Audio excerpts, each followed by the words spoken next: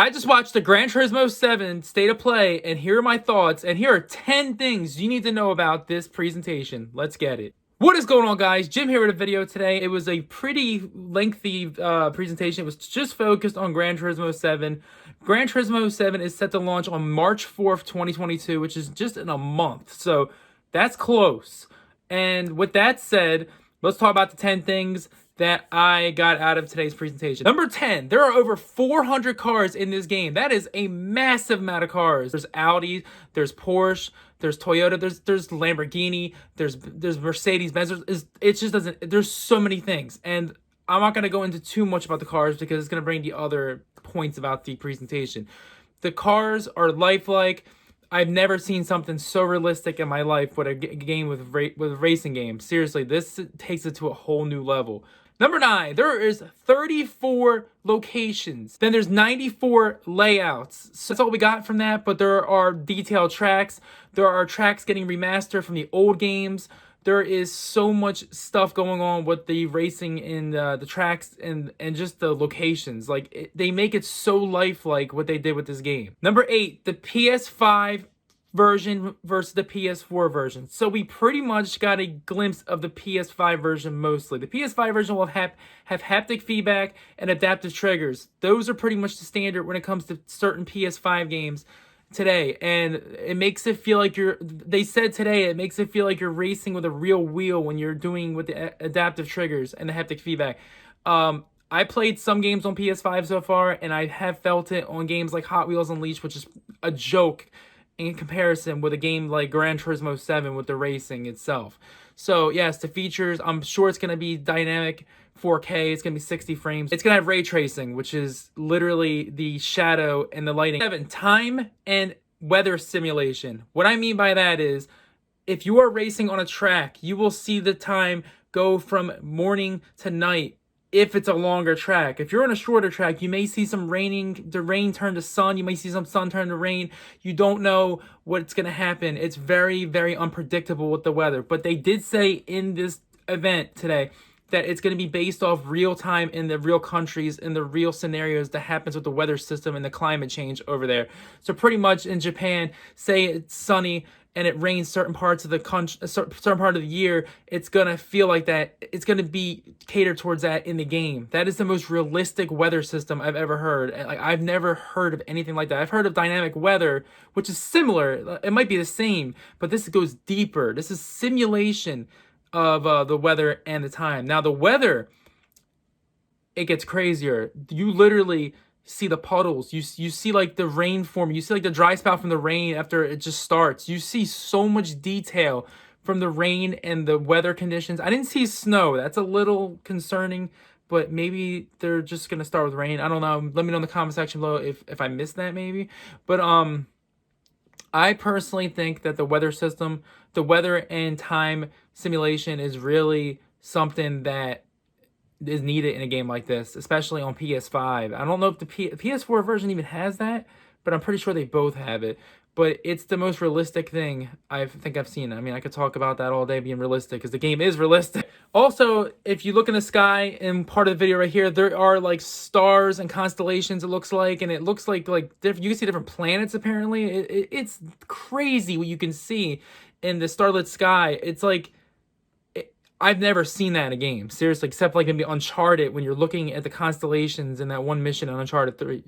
Number 6, the used car showroom is pretty unique in this one because it has cars that you can buy and tune up yourself. There's older cars, but here's the thing. A car could be supercharged to be extremely high in horsepower, and that could cost you more than a new car. So they have a used car showroom in this game, and I'm pretty sure it was in the older game. Now, the one before this was Gran Turismo Sport. I wasn't a fan of Gran Turismo Sport because it was lacking in content and something else I'm not going to bring up. 2 things until the end of the video. Number 5, something I'm really into when it comes to racing games, tuning and upgrades. It is very deep and complex. What I mean is that the tuning system, look right here. This is something I've never even seen before. This looks like something that you would see at Nassau. What is this? Like, this is insane. The tuning in this game is incredible. It's pages of tuning and upgrades. You've got the rims, the tires, you got the spoilers, you got decals. You can do your own paint jobs when it comes to, like, you can brush the paint job into the decal. So also there is something with an oil change in the game and a car wash. What game have you seen that in? I mean, like, that is something that I think they said was in a past game, because like I said, I've been a little absent from the Gran Turismo games for a while because of them feeling a little, especially GT Sport, feeling a little stale. But this looks to blow it out the wall. Number 4, this one is not for me, but it is definitely a welcome addition to anybody who is not familiar with any racing games, especially simulation racing games, which is obviously simulation is more realistic racing, or arcade racing is more arcade racing. You can turn corners quicker, you can fly past people and hit them and stuff. But in this game, it's simulation, and it's simulation to the fullest. I mean, this game, if you hit someone, you will most likely spin out, like even a tap, like real life. So what I'm trying to say is there's something called music rally mode, and this is catered towards beginners. You hear the notes and you definitely feel like a more relaxed driving session. As you can see right here, most people will probably be doing Spotify, but I mean, it's definitely a welcome addition for newcomers, for sure. And like I said, it's definitely good to have everybody be able to play the game. Number 3, the photo mode. This mode is deep. You take pictures of the cars in real life settings, and you can literally take photo mode on PS5's version of other games and crank it up to a whole new level when you see the detail on the screen right here, what you can do with the photo mode. That mode really showcases realistic and how the lighting cannot be done by another camera. There's no way you can do that in real life to see the exact detail, attention to detail on the screen to match the lighting on the bottom and the top and the ray tracing. I've never seen something like this, and that is definitely going to be for people who like to like take pictures of cars and have obsession with cars and just have pictures of them in different locations. Number 2, split screen returns, and that leads to the online aspect of the game. They didn't go too deep into the online stuff, but they did say the online is going to be a big focus on the game. They didn't say it's the only focus, and they're actually going to have a split screen mode for 2 players, which is a welcoming addition. I don't think it was. Was that in GT Sport? I don't even think it was. There was something in GT Sport that's not in this one though, and it's going to be a little upset, but let's get to number 1. Number 1, the campaign mode. This is something really massive. This is like a major hub. There's like a cafe. It's like a tourist attraction of so many different things you can do. So many, it's like Disney World with cars. Yeah, pretty much in the cafe, you can choose from the cars you want and stuff. And it's really deep. And then you choose that car and you do that certain race and you do that certain lap. And there's so much stuff with this game. Now, I only watched this event once, and I got all this the first time around. So let me know in the comment section below what you guys thought about this event. I see a lot of people in the comments when I was watching it say, this was a flop, this was a flop, this is a flop. I mean, there are a couple questions I want to ask now to maybe make this seem not 100% of a positive reaction to this. So let's talk about some questions. Where is virtual reality? Virtual reality is missing. There was nothing about any future update.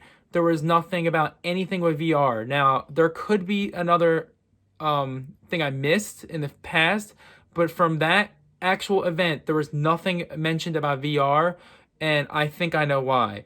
Because the reason why I'm asking is because Gran Turismo Sport had VR, and that was extremely deep. And the reason why I like Gran Turismo Sport was because the VR. And this game's missing the VR. But for missing the VR, it's still a massive step from GT Sport, which is not really saying much because that was a spinoff. This is one thing that really bothers me so much when it comes to a video game. A game being online only. When a game's online only, it focuses only being online as it says. So if the game servers do shut down, there's a possibility you might not be able to play the game anymore, especially if you really like the game. So for example, some of the Need for Speeds were online only, and I think they stopped doing that. So online only games are they kind of worry me sometimes. So I think GT Sport was online only.